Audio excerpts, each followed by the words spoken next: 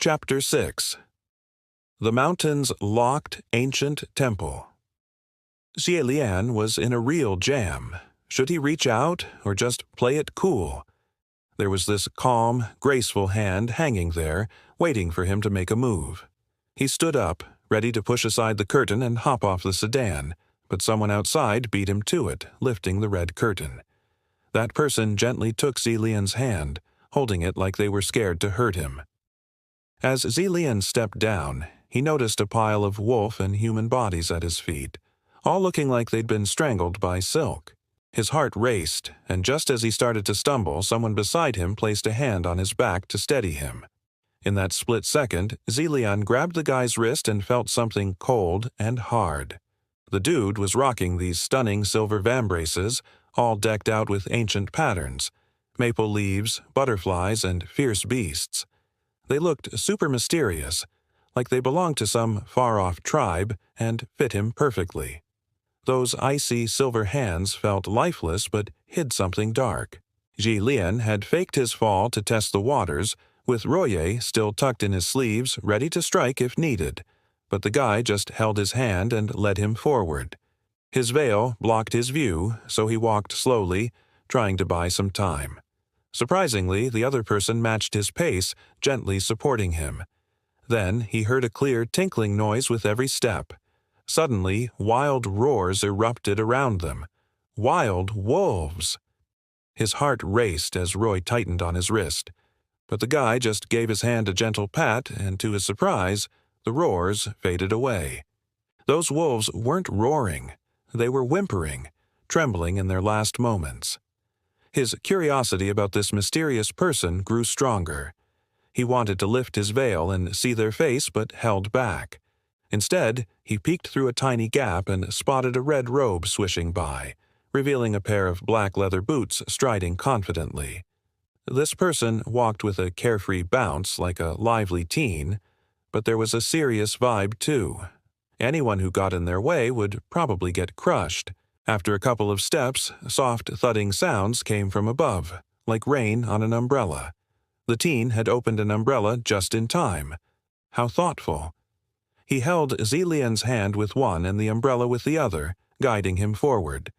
That strange rain had a weird way of showing up and disappearing, didn't it? The sound of raindrops faded away, and the teenager stopped, tucking away his umbrella and letting go of Xie Lian's hand. He stepped a bit closer, brushing against Xie Lian's veil before lifting it up. Xie Lian had been waiting for this moment the whole walk. Standing still as the red curtain slowly lifted, Roy was moving. Xie Lian was ready to make the first move. No bad intentions from the teenager, right? They could chat later, once the other guy was out of the way. Just as Roy flew out, a strong gust of wind followed, and the scarlet veil slipped from the teenager's hand, soaring up before falling back down. Xie Lian caught a glimpse of him in red, and then, bam! The teenager shattered into 1,000 silver butterflies, scattering like a dazzling stellar wind. Even though it wasn't the best time to be amazed, Xie Lian couldn't help but admire the scene as he took a few steps back. It felt like something out of a dream. One silver butterfly floated right in front of him, circling around before joining the others, blending into the shimmering light filling the sky. They flapped their wings and soared upwards. After a moment, Xie Lian shook off his daze, wondering, was this teenager the ghost bridegroom or not? He couldn't shake the feeling that he wasn't. If he was, then the wild wolves in Mount Yujun should have been his crew. But why were those wolves so scared of him? Plus, that spiritual array they'd seen earlier was supposed to be set up by the ghost bridegroom, yet this teenager had just casually crushed it to bits. But if that teenager wasn't the ghost bridegroom, why would he come to rob the sedan of its bride? Everything felt so strange. Xie Lian tossed the silk cloth Roy over his shoulders and thought, whatever, maybe he was just passing by. Let's not dwell on that. What really matters is why I'm here. He looked around and gasped a little. In the distance, a building stood solid and grounded, hidden behind a wild mess of plants. Curiosity kicked in, and he just had to check it out. As he stepped forward, he hesitated for a second but then turned back, picked up a wedding veil lying on the ground, dusted it off, and headed toward the building. The red walls loomed over him, with bricks forming a cool pattern that reminded him of an old city god temple, maybe even a martial god Isa temple. Sure enough, when he glanced up, he spotted 3 big words carved on the front door. Ming Guang Temple. This was the temple of General Ming Guang, the martial god of the north, the same one Ling Wen mentioned during their last chat through that spiritual communication array. No wonder they couldn't find a Ming Guang temple nearby. It was hidden away in Mount Yujun, sealed off by that confusing array.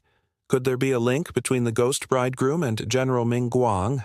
This general was known for his pride and strength, and Zhilian doubted he'd get mixed up in anything as shady as the ghost bridegroom. But who knows? Maybe something dark had crept in without anyone noticing. Best to check it out before jumping to conclusions.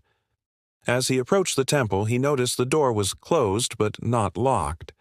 A gentle push, and it creaked open. The moment he stepped inside, a strange smell hit him. Not musty, but kind of rotten. He shut the door behind him, making it seem like no one had entered. In the center of the main hall stood a statue of General Ming Guang on the altar. Zhilian knew that sculptures could attract evil, so he moved closer to take a look. The statue was impressive, holding a double-edged sword and wearing a jade belt with a handsome, imposing face. Everything seemed fine, and the rotten smell wasn't coming from it. He shrugged it off and decided to check out the back of the main hall instead. Zhilian spun around, and his heart sank. There they were, 17 women in crimson wedding dresses, faces hidden behind veils, standing eerily still. A faint, rotting smell wafted from them, sending chills down his spine. He took a deep breath and started counting. 1, 2, 3, all the way to 17. These were the brides who had vanished from the Mount Yujun region. Some dresses looked old and faded, clearly belonging to earlier missing brides, while others were brand new. It was unsettling to think that some had gone missing recently. Curiosity got the better of him, and he lifted the veil of one bride. The face beneath was ghostly pale, almost greenish in the dim moonlight. The most chilling part? She wore a rigid smile, even in death. He couldn't help but lift the veil of the next bride only to find the same unnerving grin. Every single bride in this room wore wedding gowns and smiled, even in death. Suddenly, a child's voice sang a creepy song. New bride, new bride, new bride on the red marriage sedan. Eyes brimming with tears, passing the mountain's mound, under the veil, do not hold a rising smile. Just then, a strange noise broke through the air from outside the temple. It was hard to describe, like 2 sticks thumping on the floor, dragging something heavy along. The sound started far away but picked up speed, and before he knew it, it was right at the temple door. Panic surged through him as he realized there was no escape. The main hall had no exits, and hiding seemed like his only option. He quickly pulled his wedding veil over his head and stood among the brides, trying to blend in. With 17 corpses surrounding him, it would be tough for anyone to spot him unless they counted them one by one like he did. He had just placed himself in the crowd of brides when he heard something clop its way into the room. As Zhilian stood there motionlessly, he began pondering what this sound was. In the end, what was this? The pauses between each noise made it sound like a person's footsteps. But what kind of thing would have this kind of footstep? This definitely wasn't the teenager who had brought him here. That guy walked in a very unhurried and pleasant manner, with the jingling sound of bells accompanying his steps. Zhilian suddenly had a sinking feeling. Oh no, this was bad. The height was all wrong. Every single one of these corpses was a woman's body, and he, being a genuine man, was definitely taller than them. Sure, at first glance he might blend in, but anyone looking closely would notice he stood out like a sore thumb. After a moment of panic, he took a deep breath. He was tall, but little Ying had just styled his hair simply. Nothing fancy. These brides, on the other hand, They were decked out with their hair styled high enough to touch the sky. Then a loud scream echoed through the Mingguang temple. "These are all dead people, ah?" A young guy looked shocked. "All dead? What kind?"